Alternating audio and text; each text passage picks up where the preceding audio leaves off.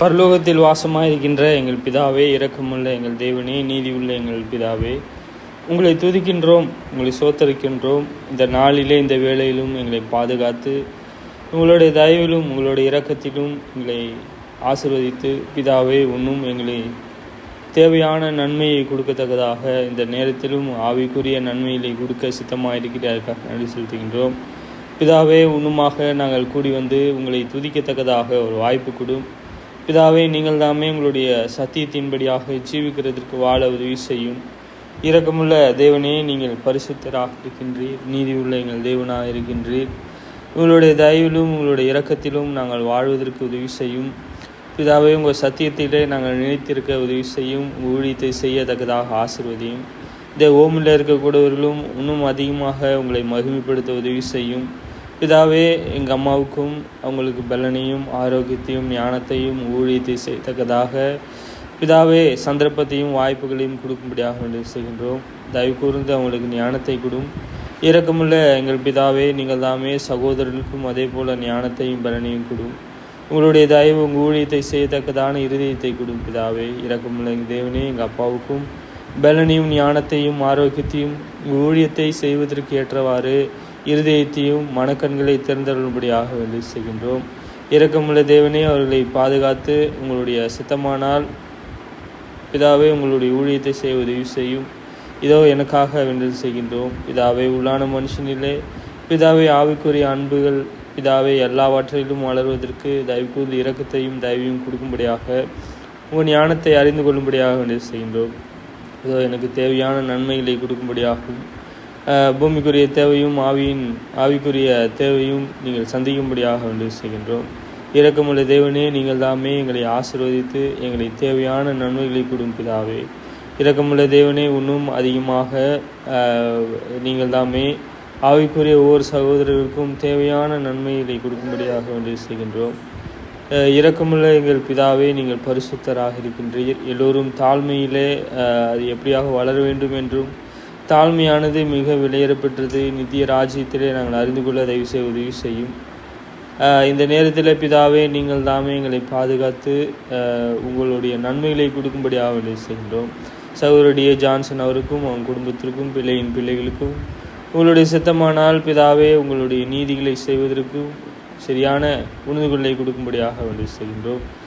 இரக்கமுள்ள பிதாவே, நீங்கள் தாமே இன்னும் பிரயாசப்பட்டு ஊழியத்தை செய்கிறவர்களை நீங்கள் தாமே பாதுகாத்து உங்களுடைய இரக்கத்தின்படியாக வாழ ஜீவிக்க உதவி செய்யும். பிதாவே, கூடியிருக்கிற சகோதரர்களுக்கும் சிறு பிள்ளைகளுக்கும் பிதாவே தேவையான நன்மைகளை கொடும். இரக்கமுள்ள தேவனே, அவங்களை பாதுகாத்து கொள்ளும். பிதாவே, நாங்கள் பொல்லாங்கனுடைய கண்ணிலிருந்து பிதாவே எங்களுடைய இந்த சர்வாயுத வர்க்கங்களை நாங்கள் பிடித்து கொண்டவர்களாக இருக்க உதவி செய்யும். இயேசு கிறிஸ்துவின் இனிய நாமத்தில் கேட்கின்றோம், ஜீவன் நல்ல பிதாவே. ஆவிக்குரிய நித்திய ராஜ்யம். ஆவிக்குரிய நித்திய ராஜ்யம் அது பூமிக்குரியது கிடையாது. நேற்று தான் நம்ம பார்த்தோம். ஆவிக்குரியதுன்னு சொன்னாலே அது நித்தியமானது. அது அழிவாக இருந்தாலும் சரி, பலனாக இருந்தாலும் சரி, நித்தியமானதா. நான் செய்த தவறுக்கு தேவன் என்ன செய்வார்? எனக்கு பலன் கொடுப்பார். குமாரனுடைய அடிச்சூட்டில் நான் நடக்காமல் இருக்கும் பொழுது இல்லையா, தேவன் என்ற மகிமைப்படுத்தாமல் இருக்கும் பொழுது, ராஜ்யத்தையும் நான் காணாதிருக்கும் பொழுது ஆவிக்குரிய கண்கள் எனக்கு இல்லை, ஆவிக்குரிய பார்வை எனக்கு இல்லை. சரி, இது நம்ம பார்க்கக்கூடிய காரியம்.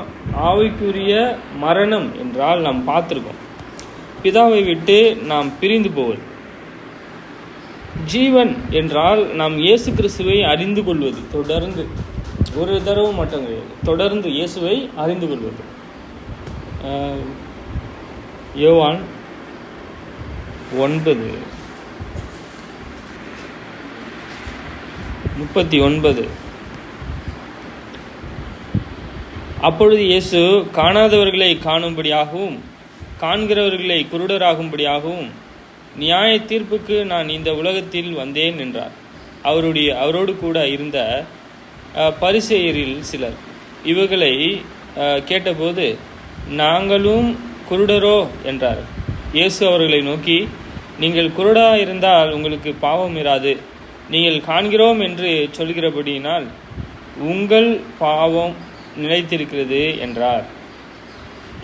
இங்கே யார் இருக்கா அப்படின்னா, பரிசேயர்கள், சதிசேயர்கள் இருக்காங்க, மூப்பர்கள், பிரதான ஆசாரியர்கள். இவங்கெல்லாம் என்னன்னா இவங்க தான் தேவனுடைய வார்த்தைகளை பகிர்ந்து கொடுக்கணும். ஏன்னா இவங்க தான் தேவனுக்காக பிரித்து எடுக்கப்பட்டவர்கள் அப்படின்னு சொல்லிக்கிறாங்க. ஆனால் இவங்கள் அப்படி அல்ல. சொல்றாரு, அப்பொழுது இயேசு காணாதவர்கள் காணும்படியாகவும் சொல்றார். காணல, தேவனுடைய ராஜ்யத்தை காணல. ஆமா, தேவனுடைய ஆவிக்குரிய அந்த ஐஸ்வர்யத்தை காணவில்லை, அந்த ஞானத்தை காணவில்லை. இயேசு இருக்காரு, அவர் மகிமைப்படுத்தல. சரி, காணாதவருங்க இருக்காங்களே, யாருமே தேவன் அறியாதவருங்களா இருக்காங்களே, இயேசு எதுக்கு வந்தாருன்னா அவங்க எல்லாமே காணணுன்றதுக்கா. காண்கிறவர்கள் குருடராகும்படியாக. காண்கிறவர்கள் யாரு அவங்க நினைச்சுக்கிறாங்க அப்படின்னா பரிசேயர்கள். அப்படி இல்லை. இங்க என்ன நான் இங்க உங்களுக்கு எது கொடுக்கணும்னு நினைக்கிறேன் அப்படின்னா, தேவனுடைய நீதி எப்படி ஒரு மனுஷனுடைய இருதயத்தில் வேலை செய்யுது, அவன் எப்படி காண்கிறான், அவன் எப்படி இயேசுவினுடைய அடிச்சுவட்டில் நடக்கிறான், அவன் எப்படி காணக்கூடிய பார்வை கிடைக்கிறது. ஒரு மனுஷன் எப்படி காணக்கூடிய, தேவனை காணக்கூடிய பார்வை கிடைக்கிறது. இப்போ நீங்க தேவனை விசுவாசிக்கிறீங்க, அது எப்படி கிடைக்கும்? இப்போ தேவன் ஒருவர் இருக்கிறான்னு கேட்குறீங்கள, இருக்கிறான்னு சொல்றீங்க, அது எப்படி கிடைக்கும்? இல்ல, தேவன் சொல்லிட்டு பரலோகத்தின் தேவன் இருக்கிறாரு. இருக்காரா? இருக்காரு. அவர் பரலோகத்தில் இருக்காரு. ஆமா, நித்திய ஜீவன் இருக்கு. அவரை குறித்து அறியப்படுவது எப்படி தெரியும்? நம்ம பார்த்தோம், இது உண்டாக்கப்பட்டவைகள் தெளிவா சொல்லுது.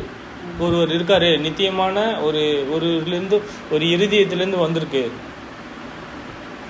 அவருடைய இருதயம் முழு பெருசு, அது ஆராய முடியாது. அதை அறிந்து கொள்வதற்கு தேவனானவர் ஒரு வழியை கொடுத்துருக்காரு. நேற்று படித்தோம். இயேசு சொல்றாரு, இப்படிப்பட்ட காரியங்களை, இப்படிப்பட்ட தேவைகளை தேவனானவர் இயேசுவினுடைய அடிச்சுவட்டை காணுவதற்கு நம்மளை வைத்திருக்கிறார். தேவன் ஒருவர் இருக்கிறாரு, அது இயேசு சொன்னாரு. இயேசுவினுடைய அடிச்சுவட்டில் நடப்பது எப்படி, ஏன் தேவை இருக்கு, இந்த காரியங்களை யாரு செய்யறா? பிதா. ஆமா, குமாரனை அறிந்து கொள்ளணும்னா பிதா தான் அவர் என்ன செய்யணும்? பிதா தான் அங்கே வெளிப்படுத்தணுன்ற. சரி, இப்போ இயேசுகிட்ட வந்துட்டாங்க. இப்போ தேவனை சொந்த ரட்சகராக ஏற்றுக்கொண்டார்கள். அவருக்கு ஆவிக்குரிய பார்வை இருக்கா? கேள்விதான் கேட்குறேன். ஆவிக்குரிய பார்வை இருக்கா? ஏன் இருக்கணும்? ஏன் தேவை அந்த பார்வை? ஆவிக்குரிய பார்வை ஏன் தேவை?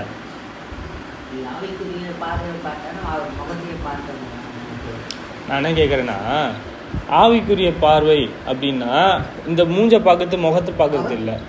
இயேசு சொல்றாரு, இப்போ என்னுடைய வலது பாரிசத்திலும் இடது பாரிசத்திலும் உட்காரக்கூடிய அந்த ஸ்லாக்கியம் பிதாவினால அருள் செய்யணும், என் கையில் ஒன்றும் இல்லைன்ற. இந்த காரியத்தை செய்கிறது யாரு? அந்த ஞானத்தை கொடுக்கறது யாரு? பிதாவினுடைய இயேசுவை அறிந்து கொள்ளக்கூடிய ஞானத்தை, தேவையை கொடுக்கறது யாரு? நீங்க சொல்லுங்க, யாரு? பிதா. சரி, இப்போ இங்க காண்றாங்களா? இவங்க பார்க்குறாங்க. காண்கிறவர்கள் குருடராகும்படியாகவும். ஏன் அவங்க நல்லா தானே பார்த்துட்டு இருக்காங்க, ஏன் குருடராகும்? ஏன்னா கொஞ்சத்தில் உண்மை உள்ளவன் அநேகத்திலும் உண்மை உள்ளவனாக இருக்கிறான். இவங்க என்னவா இல்லை, உண்மை உள்ளவர்களாக இல்லை. அவங்க இயேசு முன்பாக இருக்கார், இயேசு அங்கே தான் இருக்காரு. நான் காணலை அப்படின்னு சொல்லணும்னா தன்னை தாழ்த்தி கொள்வதற்கு கொஞ்சம் என்ன தாழ்மை தேவை. இயேசுவின் இடத்துல நான் காணலை, இது கொஞ்சம் எனக்கு விவரிங்கன்னு கேட்டாங்க சீஷர்கள். அந்த விவரத்தை கேட்பதற்கு அந்த யூதர்களுக்கு என்ன இல்லை, தாழ்மை இல்லை. ஆமாம், தாழ்மைனா என்னன்னு பார்த்தா, தன்னுடைய ஸ்தானத்திலிருந்து கொஞ்சம் இறங்கி இது என்ன, இது எப்படி, ஆமாம் எனக்கு ஒரு ஸ்தானம் இருக்குன்னு வச்சுங்களேன், சகோதரர்களுக்கு ஒரு ஸ்தானம் இருக்குன்னு வச்சுக்கோங்க, அந்த ஸ்தானத்தை விட்டு இறங்கி இது என்னன்னு கேட்கணும். அப்படி கேட்டேன்னா, அப்படி கேட்கும் போது என்ன ஆகும்? அவங்களுக்கு மரியாதை குறைவாயிடும். கேட்கணும் இல்லையா? கேட்காத போது அது கேட்க மாட்டாங்க, மரியாதை குறைவாயிடும். தேவன் சொல்கிறாரு, கொஞ்சம் தாழ்மை இருக்கணும். அது தாழ்மை இருக்கும்போது அவங்களுக்கு என்ன என்ன இருந்திருக்கும் தெரியுமா? அவங்க இயேசு அவங்களுக்கு சொல்லியிருப்பார், நான் காணலை, கொஞ்சம் சொல்லுங்களேன் என்ன இது அப்படின்னு கேட்டுருந்தா சொல்லியிருப்பார் கண்டிப்பாக. அப்போஸ்தலர் சொல்கிறாரு, இவர் சொல்ல மாட்டாரா? காணாதவர்கள் காணும்படியாகவும் காண்கிறவர்கள் குருடராகும்படியாகவும் நியாய தீர்ப்புக்கு நான் இந்த உலகத்தில் வந்தேன் என்றார். ஆமாம், சரி, நியாய தீர்ப்பு எல்லாவற்றுக்கும் அவங்களுக்கு கிடைக்கக்கூடிய பலனை சுட்டி காண்பிக்குது. இது சொல்கிறாரு, அவரோடு கூட இருந்த பரிசேயரில் அவரோடு கூட இருந்த பரிசேயரில் சிலர் இவைகளை கேட்டபோது நாங்களும் குருடரா என்றார்கள்.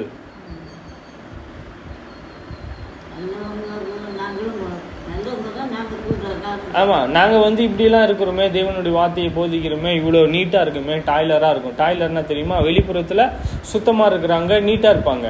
ஆனால் உள்ளேயோ அக்கிரமத்தினாலும் அநீதியினாலும் மரித்தவர்களுடைய அந்த உள்ளுக்குள்ளே இருக்கு இல்லையா, அந்த எலும்புகளுக்கு ஒப்பாக இருக்கிறாங்க. ரொம்ப அநியாயம் செய்கிறாங்க, ரொம்ப துன்மார்க்கம் செய்கிறாங்க, பழிக்கிறாங்க, இரக்கம் இல்லாமல் பேசுகிறாங்க, பரியாசம் பண்ணுறாங்க, அடிக்கிறாங்க. இது எல்லாம் அவங்கக்கிட்ட இருக்கு. எங்கே அடித்தாங்க? அவங்க இயேசுவை கொலை செஞ்சிட்டாங்களா? அடித்து வாரினால் அடித்து கொலை செஞ்சாங்க. இப்போ நீதிமான்கள் சொல்கிறார் இல்லையா, நீதிமான்களுடைய ரத்த பழிக்கு உங்க மேலே வரும்னு சொல்கிறார் இல்லையா? ஏன்? ஏற்றுக்கொள்ளுங்க, தேவனை இயேசுவை ஏற்றுக்கொள்ளுங்க. அவங்கள ஒருவர் தான் பவுலு. யார்? அவங்கள ஒருவர் தான் பவுலும். ஆமாம், அவர் ஒரு அப்போஸ்தலன். என்ன செஞ்சார் தெரியுமா? அவருடைய ஸ்தானம் அங்கே கொஞ்சம் இறங்கப்படலை. ஆனால் இயேசுவை தரிசித்த போது என்ன ஆயிற்று? இயேசுவுக்கு அங்கே அவருடைய ஸ்தானத்திலிருந்து கொஞ்சம் இறங்கி போய், நான் என்ன செய்தேன், நான் எந்த கர்த்தரை நான் எந்த கர்த்தரை நான் துன்பப்படுத்தினேன் கேட்குறேன். ஏன் கிறிஸ்தவர்களை துன்பப்படுத்துறேன்னு? இயேசுதான் கிறிஸ்து, அவர் தான் உயிர் தெழுந்த, அவர் தான் ராஜா. இப்போ நமக்கு இது புதுசாக தெரியாது, அவங்களுக்கு இது புதுசாக இருக்கும். நான் இயேசுதான் கிறிஸ்து அப்படின்னா கிறிஸ்தவர்கள் ஏன் துன்பப்படுத்துகிற? நான் துன்பப்படுத்தலையே. இந்த துன்பத்தை கொடுத்தது யாரு இல்லையா? அவரு இப்படி துரத்திக்கிட்டு போயிட்டு எல்லாரையும் கொலை செய்தது எதுக்காக? அவரு நினச்சிட்டு இருக்காரு அவங்க நீதி செய்கிறோம் அப்படின்னு சொல்லி நினச்சிட்டு இருக்காரு. ஆனால் தவறாக புரிந்து கொண்டார். சரி, இவங்க காணலை. சரி, அநேக தரம் சொல்கிறாரு, குருடர்கள், நீங்கள் குருடர், காண மாட்டீங்க, தேவனுடைய சத்தியத்தை நினைத்தில்ல இல்லையா?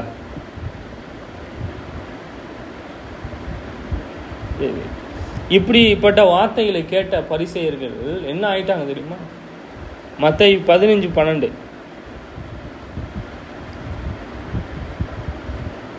அப்பொழுது அவருடைய சீஷர்கள் அவரிடத்தில் வந்து, பரிசேயர் இந்த வசனத்தை கேட்டு இடறல் அடைந்தார்கள் என்று அறிவீரா என்றார். அவர் பிரதியுத்தரமாக, என் பரமபிதா நடாத நாற்றெல்லாம் வேரோடே பிடுங்கப்படும். அவர்களை விட்டுவிடுங்கள், அவர்கள் குருடருக்கு வழிகாட்டுகிற குருடராயிருக்கிறார்கள். குருடனுக்கு குருடன் வழிகாட்டினால் இருவரும் குழிகளில் விழுவார்கள் என்றார். இந்த நிலைமையில் என்ன தேவன் அங்கே வைத்திருந்தார்? இந்த நிலைமையில் என்ன அங்கே வச்சிருந்தார்னா, தேவனுடைய வார்த்தையை கேட்க உங்களுக்கு மட்டும் இது போதிக்கல. நான் சொல்லிக்கிட்டு இருக்குது, குருடன்னு சொல்கிறீங்களே, நீங்கள் காணலைன்னு சொல்கிறீங்களே, அப்படின்னு நாங்கள் குருடரா அப்படின்னு கேட்கலாம். நீங்கள் காணலைன்னு சொன்னீங்கன்னா நீங்கள் பிழைப்பீங்க. ஆனால் நீங்கள் காண்றீங்க அப்படின்னா என்ன ஆயிடுச்சு? நீங்கள் பிழைப்பதில்லை, நீங்கள் குருடர்கள்ன்ற. நீங்கள் மனம் திரும்பணுன்றார் இல்லையா? சரி, எப்படி மனம் திரும்பணும்? அவங்க இருக்கக்கூடிய ஸ்தானத்திலிருந்து இயேசுவை ஏற்றுக்கொண்டு அவங்களுக்கு என்ன தேவை? அந்த மனம் திரும்புதில் பெருமையாக இருக்காங்க, தாழ்மை தேவை.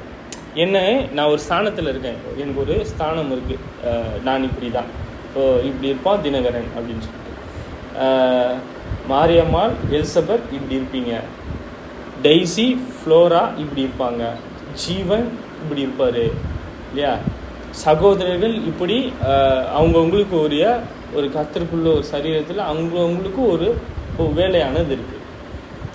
அப்போது உங்கள் ஸ்தானத்தை விட்டு சகோதரனே இது என்னது, இது என்ன அப்படின்ட்டு கேட்பதற்கு என்ன வேணும்? தாழ்மை தேவை. ஆமாம், தாழ்மை தேவை. அந்த தாழ்மை இருக்கும்போது, தாழ்மைனா கொஞ்சம் இது கொஞ்சம் தயவுசெய்து கொஞ்சம் சொல்ல முடியுமா? நீங்கள் கேட்க வேண்டிய அவசியம் இல்லை, ஆனாலும் இது கொஞ்சம் விவரிக்க முடியுமா? இது என்னன்னு சொல்ல முடியுமா? இது என்ன அப்படின்னு நம்ம கேட்குறதுக்கு அவங்களுக்கு தாழ்மை இல்லை. சரி, நான் என்ன அப்படி சொல்கிறேன் அப்படின்னா, நம்ம எல்லோரும் எப்படி வந்திருக்கணும், எப்படி இருக்கணுன்றது தெரியுமா? முதலானா இருக்கணும்னு விரும்புகிறேன்னா, நீ என்ன எல்லாருக்கும் என்னவா இருக்கணும்? பணிவிடைக்காரனாக இருக்கணும். நான் ஊழியம் கொள்ளும்படி வரல, மற்றவங்க எனக்கு ஊழியம் செய்யும்படியாக நான் வரல, நான் ஊழியம் செய்யும்படியாக நான் எல்லோருக்கும் நன்மை செய்வதற்கு வந்திருக்கேன் அப்படின்ற. சரி, இப்படிப்பட்ட வேத வாக்கியங்களை அவங்க கேட்டு போய் என்ன ஆயிட்டாங்கன்னா, இடரல், அவங்களால ஏற்றுக்க முடியல, அந்த ஸ்தானத்தை விட்டு போயிடலாம் அப்படின்ற அளவுக்கு வந்துட்டாங்க. அப்பொழுது அவருடைய சீஷர்கள் அவரிடத்தில் வந்து, பரிசேயர் இந்த வார்த்தைகளை கேட்டு இடரல் அடைந்தார்கள் என்று அறிவீரா? அப்போ கூட சீஷர்கள் கூட, அப்போஸ்தலர்கள் சீஷர்களோட என்ன நினைச்சிட்டு இருந்தாங்கன்னா, இவர்கள் மூலமா ரட்சிப்பு இருக்கு, யாரு? பரிசேயர்கள் இல்லை, பரிசேயர் மூலம் பரிசேயர்கள் காணலை.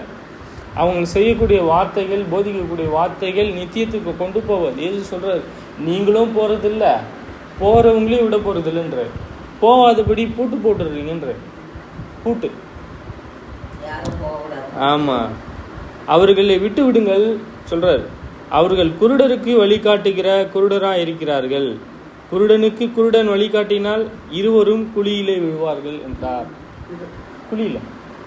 ஆமா, ஒரு குருடன் கூட்டின்னு போறான், குழி இருக்கு, அவருக்கும் தெரியாது இவருக்கும் தெரியாது.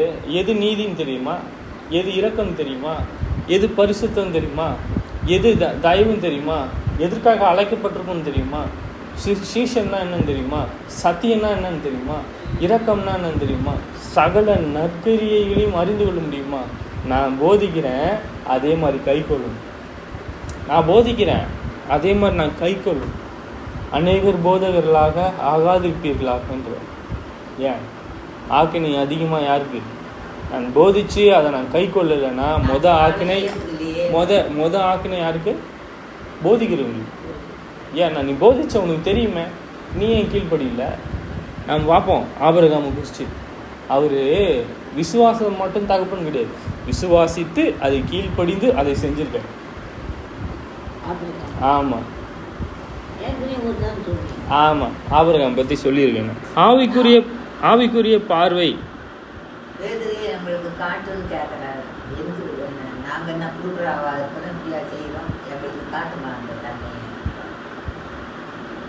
சரி, இங்கே சொல்கிறார் 41 படிங்க, 9:41 யோவான்.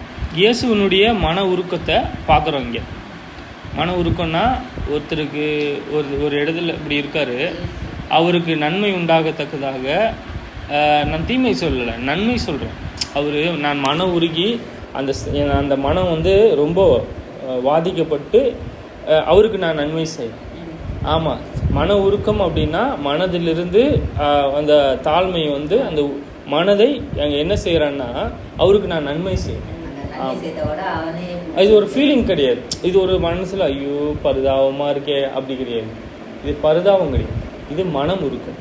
இது இவர்கள் இவ்வளோ கஷ்டப்படுறாங்க, அவர்களுக்கு தேவையான ஒரு இப்போ நீட் பார்க்குறேன், தேவைகள் இருக்குது, அந்த தேவையை என் மனதிலிருந்து நான் கொடுப்பேன் இல்லையா? அவர்கள் சந்தோஷமாக இருக்கிறதுக்கு என் மனதிலிருந்து கொடுக்குறது, அதான் மனது உருக்கம்.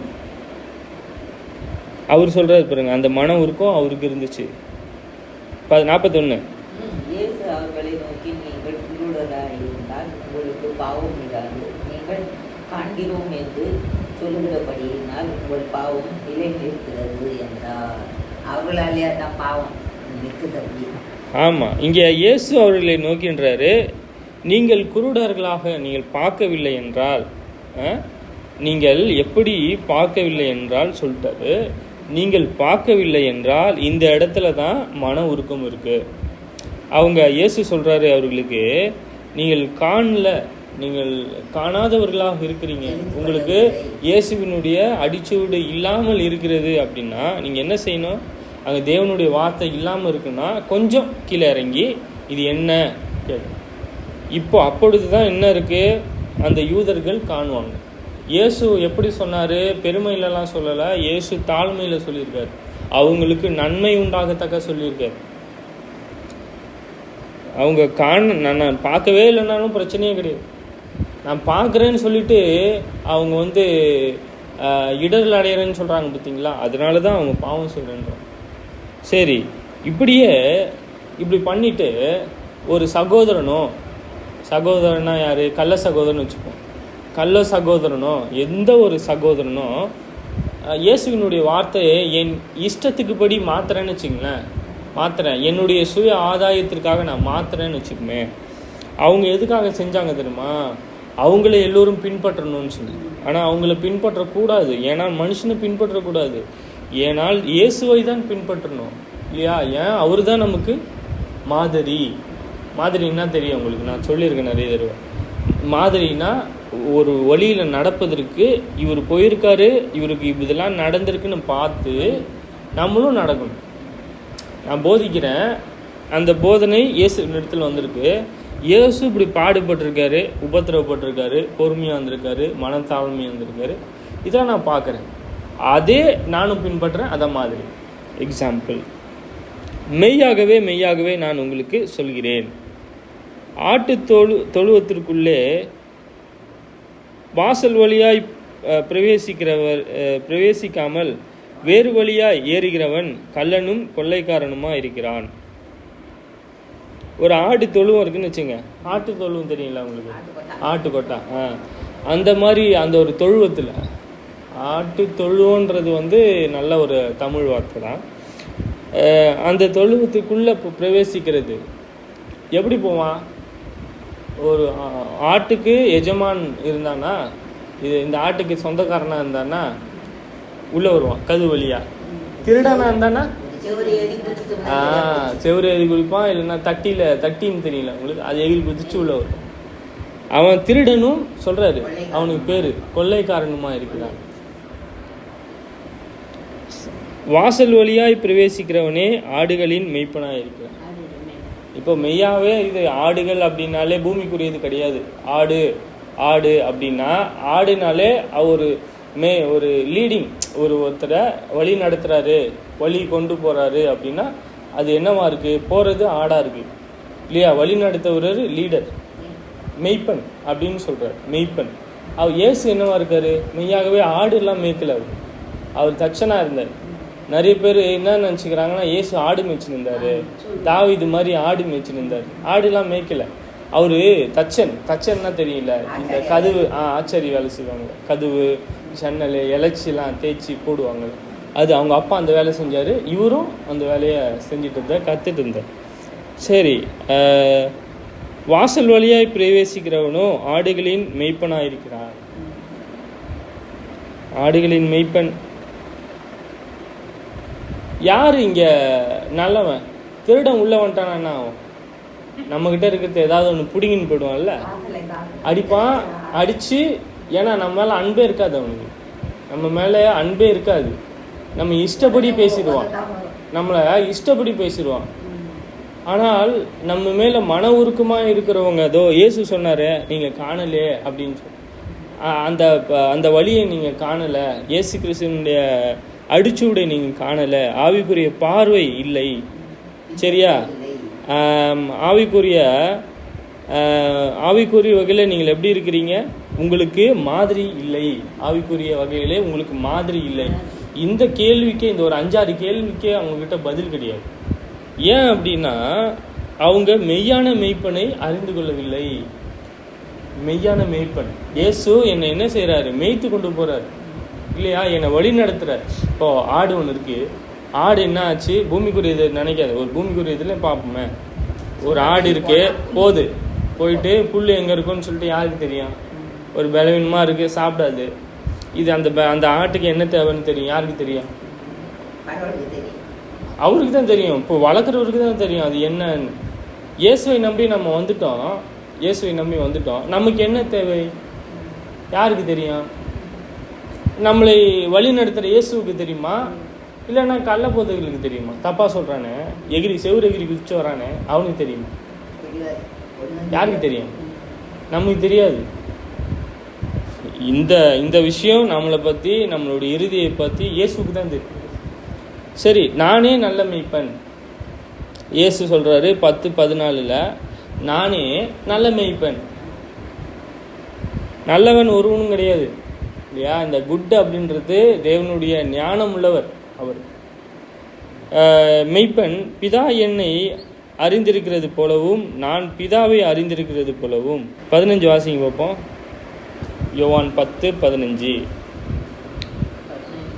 நான் என்னுடையவைகளை அறிந்திருந்தும் என்னுடையவர்களால் அறியப்பட்டும் இருக்கிறேன். ஆடுகளுக்காக என் ஜீவனையும் கொடுக்கிறேன். கொடுத்தாரா இயேசு? யாருக்காக கொடுத்தாரு இயேசு? வேற யாராவது கொடுப்பாங்களா? யார் நல்லவர்? யாரை நம்பலாம்? அந்த அளவுக்கு யார் நம்ம மேலே அன்பாக இருக்கிறது இல்லையா? யாரை நம்பி இணங்க முடியும் இல்லையா? இயேசு இப்போ சிலுவையில் மரிச்சார்.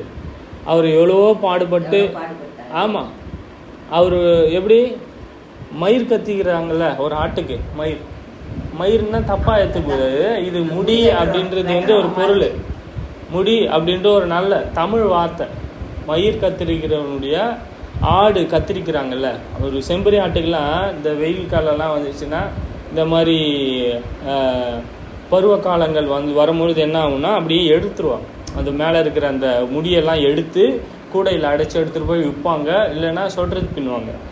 அது மாதிரி ஒரு ஆடு எப்படி வாயையே திறக்காமல் இருக்குமோ, அவருக்கு முன்பாக தீர்ப்பு செய்கிறாங்களே, இப்படி எவ்வளோ பாடுகள் கொடுத்தாங்கள்ல, அந்த பாடுகளுக்கு தேவனானவர் கொடுத்துருக்கார். அவர் உன் தழும்புகளாலே இவர்கள் குணமாகணும், நீ அடிப்படணும், நீ பாடுபடணும், நீ 3ஆம் நாள் உன்னை உயிர்த்தெழு வைப்பேன் அப்படின்னு சொல்லி தேவன் இயேசுவுக்கு வாக்குத்தத்தம் பண்ணியிருக்கார் இல்லையா? அது நிமித்தமாக அவர் வாயை திறக்கல, வாயை பேசல. அப்படி இருந்தார் இயேசு. சரி, நம்ம ஒரு சின்ன பாடுபட்டோன்னுமே நமக்கு என்ன ஆகிடுது? நம்ம அங்கேயே இடறி போயிடுவோம் இல்லையா? இடறி போயிடும். ஆனால் தேவன் சொல்கிறாரு, நம்ம மெய்யான மெய்ப்பனை நம்ம பார்க்குறோம் அப்படின்னா, நான் என்ன சொல்கிறாரு, நான் என்னுடையவைகளை அறிந்தும், இயேசு சொல்கிறார், என்ன சொல்லலை, என்னுடையவைகளை அறிந்தும் என்னுடையவைகளை அறியப்பட்டும் இருக்கிறேன். அவர் யாரு என்ன ஏதுன்னு சொல்லிட்டு அறிந்திருக்கிறார் அந்த மனுஷனை இல்லையா? அந்த ஆட்டை அறிஞ்சிருக்காரு. அந்த ஆடு நம்மளா இருக்கும். ஏன்னா அவர் தான் நம்மளை மேய்ச்சி கொண்டு போறாரு. ஆமாம், இது பூமிக்குரிய அவர் ஆடு மேய்ச்சிருந்தா நான் சொல்ல. அவர் தச்சன் இல்லையா? அவங்க அம்மாவும் அவங்க அப்பாவும் அவருக்கு நல்லா போதிச்சிருக்காங்க இல்லையா? தச்சன் அவர் ஊழியத்தை ஸ்டார்ட் பண்ணுறதுக்கு முன்னாடி வேலை செஞ்சுருந்தார். இப்போ அப்பயும் அவர் அங்கேயே சுற்றி திரிந்து வேலை தான் செஞ்சு சில பார்க்குறீங்கன்னா பேதுருக்கிட்ட சொல்கிறாரு, நீங்கள் போயிட்டு இல்லையா, பேதுருக்கிட்ட போயிட்டு வலையை வீசி மீனை பிடிச்சி அந்த மீனிலேருந்து ஒரு ஒரு காயின் ஒன்று இருக்கும், அந்த வெள்ளி காயினை எடுத்துன்னு போயிட்டு உனக்காகவும் எனக்காகவும் என்ன வரிகட்டு சொல்கிறார்.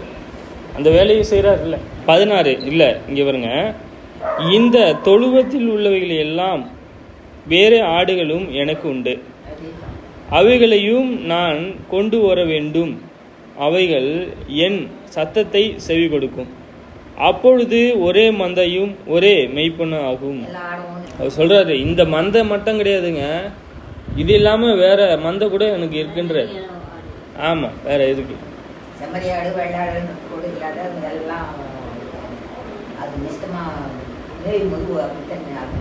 சரி, இங்க இயேசு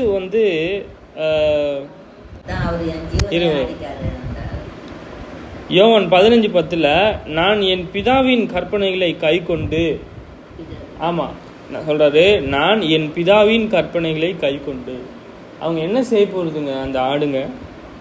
சொல்கிறார், நான் என் பிதாவின் கற்பனைகளை கை கொண்டு அவருடைய அன்பிலே நிலைத்திருக்கிறது போல நீங்களும் என் கற்பனைகளை கை கொண்டு இருந்தால் என்னுடைய அன்பிலே நிலைத்திருப்பீர்கள். அன்பு. நான் கீழ்ப்படுகிறேன், ரைட்? நான் கீழ்ப்படுகிறேன், நான் தேவனுடைய வார்த்தையை போதிக்கிறேன், சகல ஞானத்தையும் நான் அறிவிச்சுட்டு நானே அதை செய்யலைன்னு வச்சுக்கோங்க, என்ன ஆகும்? நீ போதிக்கிற, நீயே அதை செய்கிற, தேவன் சொல்லுவார், ரெட்டிப்பான ஆக்கணைக்கு பாத்திரவன் ஆயிடுவேன் இல்லையா? நான் என் பிதாவின் கற்பனைகளை கை கொண்டுன்றார். அவர் போதித்தாரு. இதெல்லாம் போதிச்சால அவங்களுக்கு போதிச்சார், நீங்க கேட்டீங்கல்ல? ஆமா, அவரு என்ன செஞ்சாரு? கை கொண்டார். நான் என்ன செய்யணும்? நான் இயேசுவை பின்பற்றினேன், மெய்யான மெய்ப்பனை நான் பின்பற்றினேன், நான் என்ன செய்யணும்? அவருடைய அன்பிலே நிலைத்திருக்கும் போல நீங்களும் என் கற்பனைகளை கை கொண்டிருந்தால், அவருடைய கற்பனைகளை ஒவ்வொன்றா நான் பார்த்துட்டு இருக்கோம், அவருடைய கற்பனைகளை நான் கை கொண்டிருந்தால் என்னுடைய அன்பிலே நிலைத்திருப்பீர்கள்.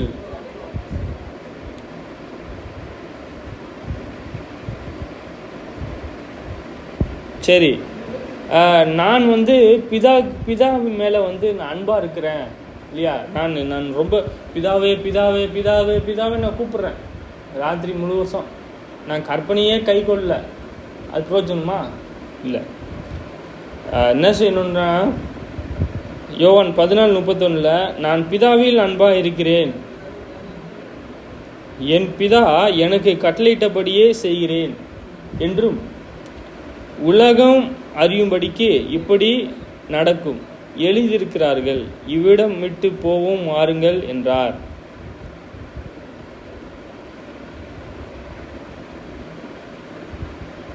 அவர் செய்யக்கூடிய எல்லா கிரியைகளையும் அவர் முன்பாக நிறுத்துறது யாரு? பிதா. இயேசுவானவர் ஒரு அடிச்சுவிட்டை சொல்றாரு அப்படின்னா அங்க முன்னாடி நிற்கிறது யாரு? பிதா. நாம் யாரை நோக்கி கூப்பிடணும்? பிதா. யாருடைய அடிச்சுவிட்டை பார்க்கணும்? இயேசு. நம் மெய்யான மெய்ப்பனை நாம் பார்க்க வேண்டியது. அவர் பிதாவானவர்கிட்ட அவர் எப்படி அவருடைய கிரியை செய்தாரோ அவருடைய கிரியையை நம்ம பார்க்க முடியாது. இயேசு தான் காமிக்கணும், இயேசு தான் சொல்லணும். அதுக்காக நம்ம இயேசுக்கிட்ட ஜெபம் பண்ணலாமா? ஜெபம் பண்ணக்கூடாது. ஏன்னா நமக்கு அது அதிகாரம் கிடையாது. ஏன் அது கொடுக்கல, பிதா கிட்ட தான் ஜெபம் பண்ணணும். சரி, இயேசுவானவர் இப்படி அவரை தன்னை தானே தாழ்த்தி அவருக்கு முன்ன அடிக்கிறவர்களுக்கு முன்பாக ஒரு வாயே திறக்கலை. அவருடைய தழும்புகளாலே குணமாவதற்கு ஏற்றவாறு அவருடைய கையை கொடுத்துருக்காரு. நீ எனக்கு முன்னாடி தான் நிற்கணும் அப்படின்ட்டு போர் செய்கிற மிரட்டலை. இயேசுவினுடைய நீதியின்படியாக, தேவனுடைய நீதியின்படியாக எல்லா அடிச்சுவடுகளையும் நிறைவேற்றத்தக்கதாக அவர் நடந்தார். அவருக்கு என்ன இருந்துச்சு? நான் என் ஜீவனை மறுபடியும் சொல்றேன். யோவான் 10:17 நான் என் ஜீவனை மறுபடியும். அவர் எப்படி இருக்கார் இங்க நம்ம பார்க்கணும். இதுக்கு முன்னாடி அவர் எப்படி இருந்தார்? சிருஷ்டிகர். இயேசு சிருஷ்டிகர். அவர் மூலமாய் உண்டாயிற்று. உண்டானதொன்றும் அவராலே அல்லாமல் உண்டாகவில்லை. இயேசு அவர் ஒரு தேவன். இப்போ அவர் கர்த்தர். அவர் என்னவா இருக்காரு? கர்த்தர். சொல்றாரு, ஜீவனை மறுபடியும் அடைந்து கொள்ளும்படிக்கு அதை கொடுக்கிறபடியால் பிதா என்னில் அன்பாயிருக்கிறார். அவர் ஏற்கனவே ஜீவனாக தான் இருக்காரு. பிதா அவரை நேசிக்கிறாரு. பிதா அவருக்கு பிரியமாக தான் இருக்காரு. அவருடைய கிரியை எல்லாமே காண்பிக்கிறாரு. நம்ம படித்தோமே, அவருடைய சித்தத்தை செய்யும் போது பிதா என் மேல் அன்பாக இருக்கார். மேலே கூட படித்தோம்னா நம்ம இப்போ அந்த மறுபடியும் அடைந்து கொள்ளும்படிக்கு என்ன அடைய போகிறாரு? அதான் இப்போ விஷயமே. அவருடைய இரக்கத்தின்படி அவருக்கு கொடுத்த அந்த ஆசீர்வாதம் பிதா இப்போ அவர் இயேசுவுக்கு கர்த்தராக வைத்திருக்கார். தேவ தூதர்கள் யாவும் அவங்க முழங்காடு அவங்களுக்கு முழங்கும்படியாக வைத்திருக்காரு. விசேஷமான நாமம் கர்த்தர் என்கிற அதிகாரம் கொடுத்துருக்காரு இல்லையா? இந்த உலகத்தையே இயேசுவானவர் இந்த உலகத்தில் இருக்கிற எத்தனை மக்களும் எத்தனை பேர் வராங்களோ அத்தனை பேரையும் இயேசுவை பின்பற்றும்படியாக வைத்திருக்காரு. பிதாவினுடைய வலது பாரிசத்தில் வீற்றிருக்கிறாரு இல்லையா? என்னையும் சரி இந்த உலகத்தில் இருக்கிற அத்தனை பேரையும் என்ன செய்ய போறாரு?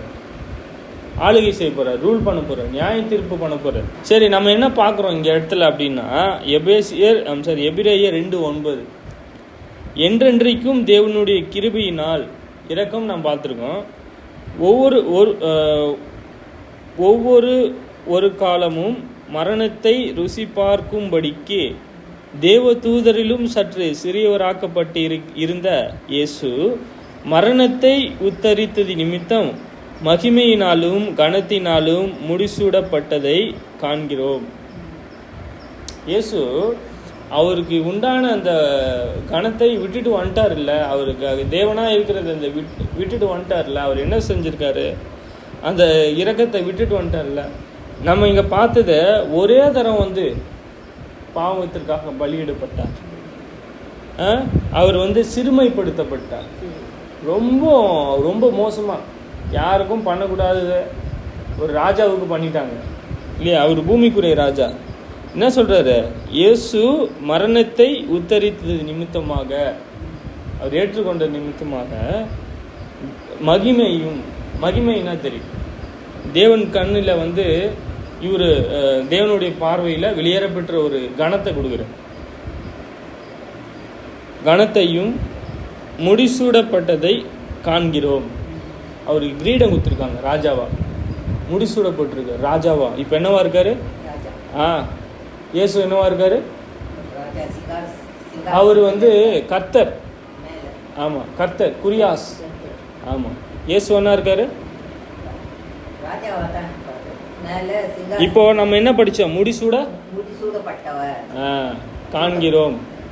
அவர் என்னவா இருக்காருன்னா கர்த்தரா இருக்காரு. இயேசு என்னவா இருக்காருன்னா கர்த்தரா இருக்காருன்னு சொல்றோம். சரி, இங்க ஏன் அவர் இப்படி ஒரு பாடு பண்ணணும்? இயேசு ஏன் இப்படி பாடு பண்ணணும்? சங்கீதம் 40:6 சொல்றாரு பாருங்க, பலியையும் காணிக்கையும் விரும்பாமல் என் செவிகளை திறந்தீர், சர்வாங்க தகன பலியையும் பாவ நிவாரண பலியையும் நீர் கேட்கவில்லை. பலியெல்லாம் தேவை கிடையாது. ஏன் பலி இது பொக்கிஷம் அதெல்லாம் தேவையே கிடையாது. ஏன்னா அவர் பூமியில் இருக்கிறதும் கிடையாது, பூமிக்குரியதை அவர் எதிர்பார்க்குறதும் கிடையாது. நான் கொடுக்கக்கூடிய ஒரு இந்த பலியை அவர் விரும்பத்தும் கிடையாது. ஏன் அவர் விரும்பத்தில்லை? அவர் ஆவிக்குரிய தேவன், அவருக்கு என்ன தேவை? அப்பொழுது நான் இதோ வருகிறேன், புஸ்தக சுருளில் என்னை குறித்து எழுதியிருக்கிறது, என் தேவனே உமக்கு பிரியமானதை செய்ய விரும்புகிறேன், உமது நியாயப்பிரமாணம் என் உள்ளத்தில் இருக்கிறது என்று சொன்னான். யார் சொல்றாரு? இயேசு. இயேசுவை குறித்து தீர்க்கதரிசி. பலியும் உங்களுக்கு பிரியமா இல்லை, காணிக்கையும் உங்களுக்கு எவ்வளோ கொடுத்தாலும் உங்களுக்கு தேவை கிடையாது. ஏன் இது பூமியே உங்களோட தான். இந்த காசு என்ன? இந்த காசு ஒன்றுத்துக்கு பிரயோஜனம் இல்லை. எது பிரயோஜனம்? கீழ்ப்படிதல். என்ன ஆபிரகாம் எப்படி கீழ்ப்படிஞ்சாரு? அவர் காணாதவைகளை கொடுக்குறேன்னு சொன்னார் இல்லையா? சுதந்தரித்து கொண்டார். எப்போ? அவருக்கு அங்கே இருக்குன்னே அவருக்கு தெரியல, அவர் பார்க்கல. விசுவாசித்தாரு, நம்பிக்கையாக ஜீவித்தார், தேவனுடைய வார்த்தையை கை கொண்டாரு, கீழ்ப்படிந்தார், கடைசியில் அவர் சுதந்திரித்தார். இந்த உலகம் கிடையாது, அந்த உலகம். இங்கே 1 பேதுரு புஸ்தகம் பார்க்கணும் 5:5. 1 பேதுரு 5:5. சரி, கீழ்ப்படுகிறதற்கு தேவன் 4-5 கொடுக்குறாரு சபைக்கும். சரி, நம்ம ஆவிக்குரிய பார்வையை நாம் பெற்றுக்கொள்ளணும், ஆவிக்குரிய வகையில் நான் காணணும் அப்படின்னா ஆபிரகாமை போல கீழ்ப்படியும். நான் போதிக்கிறேன்ல, ஆபிரகாம் விசுவாசித்தார்ல, கீழ்ப்படிந்தாரா? இயேசு கீழ்ப்படிந்தாரா? போதிச்சாரு, கீழ்ப்படிந்தாரா? ஆனால் பரிசேயர்கள் கீழ்ப்படி. தாவீது தேவனுடைய நியாயத்தை விசாரித்தாரு, அது கீழ்ப்படிந்தார். விசுவாசித்தாரு, கீழ்ப்படிந்தார். சரி, இங்கே யாருக்கு கீழ்ப்படியணுன்ற பாருங்க. 1 பேதுரு 5:5 அந்தபடி இளைஞரே மூப்பருக்கு கீழ்ப்படியுங்கள், நீங்கள் எல்லோரும் ஒருவருக்கு ஒருவர் கீழ்ப்படிந்து மனத்தாழ்மையை அணிந்து கொள்ளுங்கள். பெருமை உள்ளவர்களுக்கு தேவன் எதிர்த்து நிற்கிறார், தாழ்மை உள்ளவர்களுக்கோ கிருபை அளிக்கிறார்.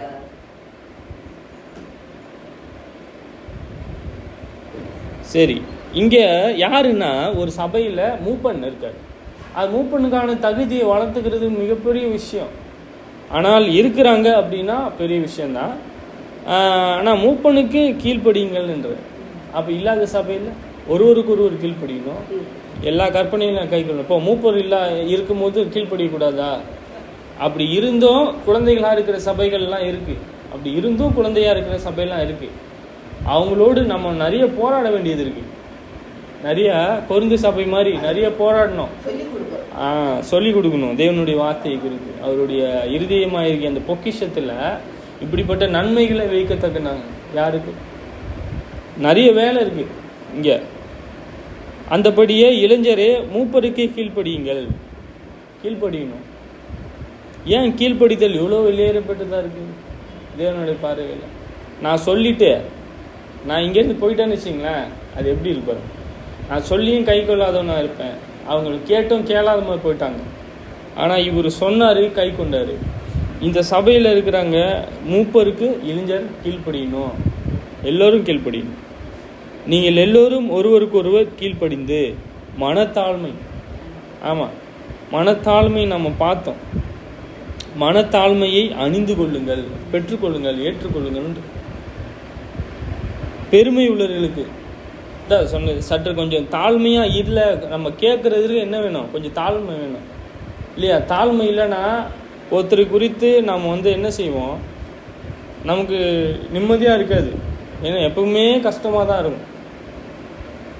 பெருமை உள்ளவர்களுக்கு சொல்கிறாரு, தேவன் எதிர்த்து நிற்கிறார். ஒரு மனுஷனுக்கு தேவன் எதிர்த்து நின்றா தாங்குமா? சொல்லுங்க. இவ்வளோ ஒரு பிரம்மாண்டமான ஒரு உலகத்தையும் உலகத்தில் உள்ள யாவையும் அதில் உள்ள இந்த எரிகொப்பளங்க, இந்த நெருப்பு, பூமிக்குள்ளே இருக்கிற இவ்வளோ ஒரு வஸ்துக்கள், மேலே இருக்கிற பாதாளம், அதில் இருக்கிற அந்த வேதனை மிகுந்த ஸ்தலம், அவருடைய சிங்காசனம், அவருடைய அதிகாரம் இல்லையா, நட்சத்திரங்கள், இதெல்லாம் நம்ம பார்க்குறேங்க. இதெல்லாம் உண்டாக்குன ஒரு சாதாரணமாக இருக்கிறாரா? ஒரு சாதாரண ஒரு தேவன் அவர் இல்லை, மிகப்பெரிய ஒரு தேவன் தான். அவர் என்ன சொல்கிறோம், அவருக்கு எதிர்த்து நிற்கிறோன்றார். கீழ்ப்படி இல்லைன்னா நம்ம என்ன செய்யணும் அப்படின்னா தேவனுக்கு கீழ்ப்படி. இங்கே சொல்கிறாரு, இங்கேயும் ஒரு மனுஷன்தான் மூப்பன்ன்றது. யார்? மனுஷன்தான். அந்த மனுஷன் இயேசு கிறிஸ்துவனுடைய இருதயத்திற்கு ஒப்பா வளர்ந்துருக்கார் இல்லையா? அப்போது நம்ம ஒருவருக்கு ஒருவர் கீழ்ப்படிந்திருங்கள், ஒருவருக்கு ஒருவரும் கீழ்ப்படி. ஏன் நம்ம கீழ்ப்படியும் பொழுது ஏற்ற காலத்தில் தேவன் நம்மளை உயர்த்துவார். அவர் அதிகமான கிருபை அளிக்கிறார். சரி, அளிக்கிறாரே, ஆதலால் தேவன் பெருமை உள்ளவர்களுக்கு எதிர்த்து நிற்கிறார், தாழ்மை உள்ளவர்களுக்கோ கிருபை அளிக்கிறார் என்று சொல்லியிருக்கிறது. என்ன தேவைப்படுது தெரியுமா? இங்க என்ன தேவைப்படுதுமா? இதெல்லாம் ஏற்றுக்கொள்ள தேவன் மேல் பயம். பயம் இருந்தால் தான் விசுவாசத்தில் இருக்கும்போதும் அந்த நம்பிக்கையை பிடிச்சு கொள்ள முடியும். கர்த்தருடைய வார்த்தையை பிடித்து அது கை கொள்ள முடியும், கீழ்ப்படிய முடியும். சொல்றாரு எபேசியர் 5:21 சொல்றாரு, தெய்வ பயத்தோடே ஒருவருக்கு ஒருவர் கீழ்ப்படிந்திருங்கள் சொல்றாரு. ஏன்? தேவன் பார்க்குறாரு, தேவன் பெரியவர். அப்படி இருக்கிறவரு நம்ம ஏதோ ஒன்று செஞ்சால் நமக்கு ஒவ்வாது. நம்ம என்ன செய்யணும்? நம்ம கீழ்ப்படிவோம். தேவன் ஒரு சிருஷ்டிகர் இல்லையா? அப்படி நம்ம அவர் மேலே ஒரு பயம் இருந்தால் தான் நம்ம அது கீழ்ப்படிவோம். சரி, நீதிமொழிகள்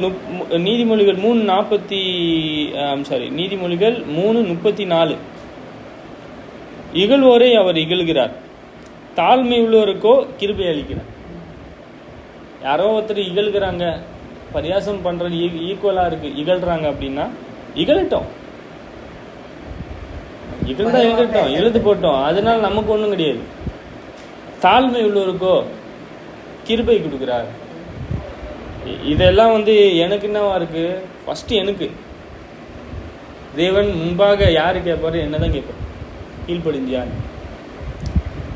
நான் என்னவா இருக்கணும்? கீழ்ப்படியக்கூடிய பிள்ளைகளாக இருக்கணும். சரி, 1 பேதுரு 3:4 பார்த்தீங்கன்னா எது வெளியேற பெற்றது தெரியுமா? வெளியே இருக்கலாம் அழகா, அப்படி இருக்கக்கூடாதுன்னு சொல்ல. அப்போது முகவாடலாக தெரியக்கூடாது. எவ்வளோ பாடுகள் இருந்தாலும் தேவனானவர் வானத்தில் இருக்காரு, நம்ம பூமியில் இருக்கிறோம். நம்ம என்ன செய்யணும்? எப்பொழுதும் தேவனை உற்சாகமாக நம்ம அவரை துதிக்க வேண்டியது இருக்குது. எது வெளியேற பெற்றது? அழியாத அலங்கரிப்பாயிருக்கிற சாந்தமும் அமைதியில் உள்ள ஆவியாகிய இருதயத்தில் மறைந்திருக்கிற குணமே. பெண்களுக்கு மட்டும் கிடையாது, எல்லோருக்கும். அழியாத அலங்கரிப்பாயிருக்கிற சாந்தம், அமைதியில் உள்ள ஆவியாகிய இருதயத்தில் மறைந்திருக்கிற குணமே. உங்களுக்கு அலங்காரமாக இருக்கிற கடவுது, அதுவே தேவனுடைய பார்வையில் வெளியேறப்பட்டது. பெருசு.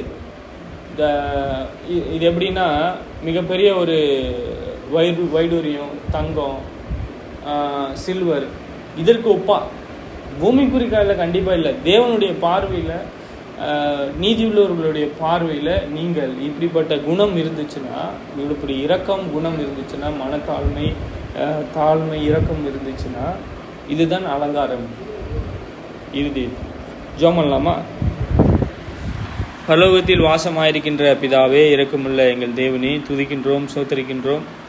உங்களுடைய இரக்கத்திலும் தயவிலும் பரிசுத்தத்திலும் வாழ்வதற்கு உதவி செய்தீர். அதுக்காக நன்றி. நாங்கள் பிதாவே மிகப்பெரிய இரக்கமுள்ளவர்களாக, தாழ்மையுள்ளவர்களாக நாங்கள் வளரவும், பரிசுத்தமுள்ள எங்கள் பிதாவே, நீதி உள்ள எங்கள் தேவனே, நீங்கள் பரலோகத்தின் பிதாவாக இருக்கின்றீர். பரிசுத்தமுள்ள எங்கள் தேவனே, நீங்கள் தாமே எங்களை ஆசீர்வதித்து உங்கள் ஊழியத்தை செய்யத்தக்கதாக இந்த நேரத்தில் எங்களுக்கு வாய்ப்பு கொடுத்தீரே. அதுக்காக நன்றி.